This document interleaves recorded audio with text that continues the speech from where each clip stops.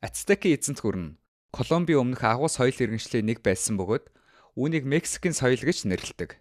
Манай тооллоо 1300-аас 1521 он хүртэл байсан бөгөөд энэ хугацаанд тэр гайхалтай архитектур, урлаг, одон орны мэдлэг, хуанли, нарийн зан үйлтэй шашин, домог зүй бүхий цогц соёлыг хөгжүүлсэн байна. Маягийн соёл иргэншлийн нэгэн адил ацтекууд бас хүнээр тахил өргөдөг байсан.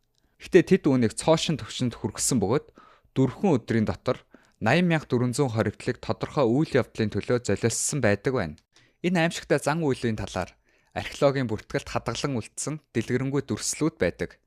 Ацтекийн эзэнт гүрэн Теночтитлан, Текоко, Тлакапон гэсэн 3 мужуудтай хамтран холбоотон болсон юм. Тэд хамтдаа Мексикийн хөндийг 1428 оноос 1521 оныг хүртэл захирж байсан бөгөөд 1521 онд Испаничууд ирснээр дууссан юм.